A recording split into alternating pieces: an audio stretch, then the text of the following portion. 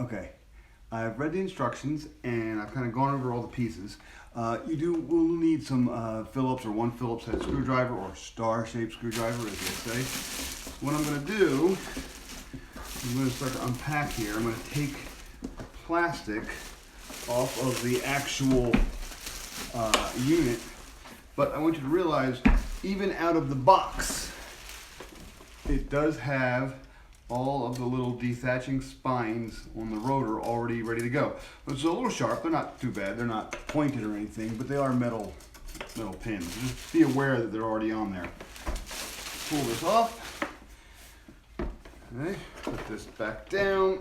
And the way it works is we have two handle pieces. We have the bottom handle piece here, and then we have the top handle piece with the controller. I'm going to take the plastic off. Now, this piece actually has a cord holder that has got to go on ahead of time, because once you put it into the dethatcher and screw it in, you're not going to be able to put this cord holder on. So I'm going to slide that on ahead of time, and I believe that's how that just kind of sits there like that. Yeah. Now, I'm going to do two other quick things here. You also have these little cord clips. They're kind of hard to pop on. You're really supposed to have to kind of work your cord through it. So what I'm going to do, and a lot of the criticism from the online reviews is about the assembly process of this thing. So I'm going to kind of just line it up there. We'll keep that in the middle. Line it up there like that. But these little cord clips have to kind of go on. You can stretch them over the bar. Okay, that's not too bad. So maybe I'll just do it that way. I'll put them on at the end. I'm not going to worry about that right now because they do stretch pretty easily. But this piece definitely has to be on before you do any screwing of screws in. Okay, so assembly is pretty straightforward. I have this, the actual handlebars go into the two little holes. There's one here on both sides, nice and straightforward. But you don't just screw it in, you have a little bracer piece in the middle here. So we put the little bracer piece right down in there. Here, let's do it this way. So you put these in, put the little bracer piece behind it, and then you're going to take this screw. It's kind of a wood screw or metal screw. It's going to kind of dig into the plastic there. Put it through the bracer. And we're going to find the hole. I'm going to use a longer one, and we're just going to kind of screw it in. There we go.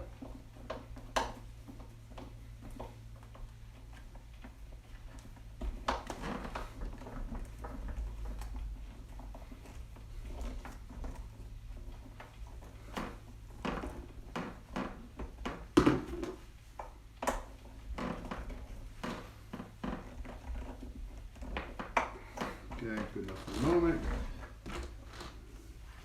And we will do the same with the other side. Again, here's the handle piece. Here's the handle.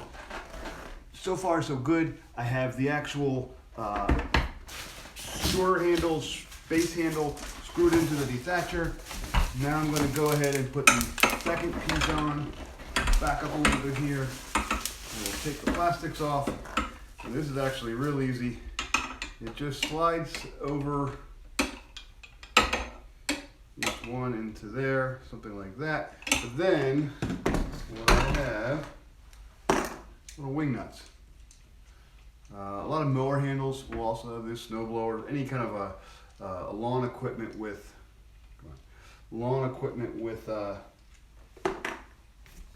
a handle or a detachable handle will often use this method.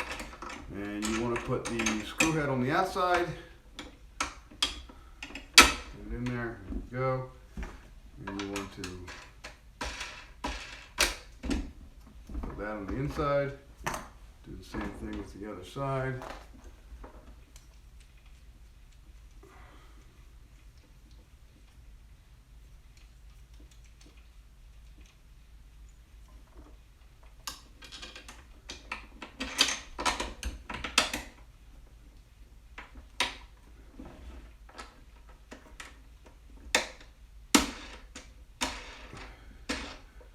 So for storage, you can actually lower the handle. That's fine. Just undo these two bolts at the moment.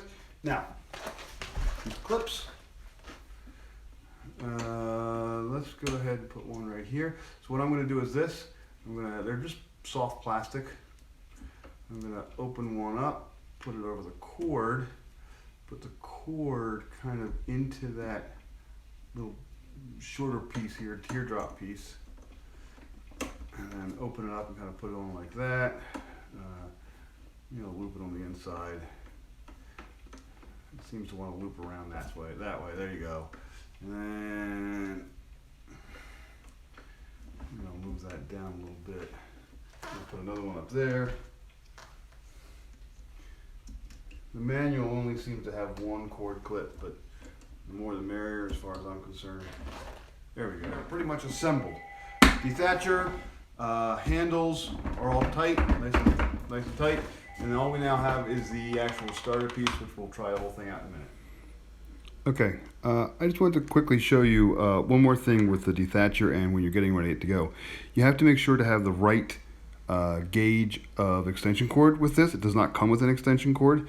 And the way this works is the actual manual has a little chart in it, and the chart kind of explains what you need to know. So this is kind of a general chart for any ground equipment or any kind of outdoor equipment at all. And the way it works is you look at your amp rating. That's kind of how much power it draws. This particular dethatcher draws 10 amps. It says 10A on it, that's 10 amps. So we're going to show amp rating more than 10, not more than 12. I always go up.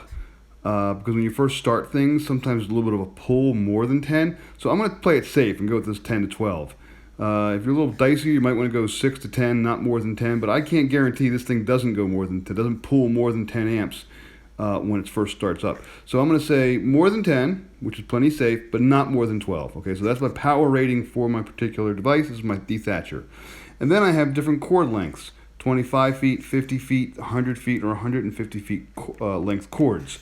And then this number here, 16, 16, 14, 12, that is the gauge of the extension cord. So if I get a 25-foot extension cord, I need to make sure it is 16 gauge or lower. With extension cords, the lower the gauge or wiring, the lower the number, the thicker and the more current it can kind of carry. So 16 gauge for 25 foot, 16 gauge for 50 foot. I am probably going to need a 100-foot cord. So I'm going to want to use a 14 gauge extension cord. I'm not entirely sure if I have a 100-foot 14 gauge extension cord. So this might be an extra expense. But I just want you to kind of understand how that works. And if you if you use improper extension cord, there's a very good chance that your dethatcher will overheat. Because it's just pulling too much. It's hard on the motor. It really shouldn't work.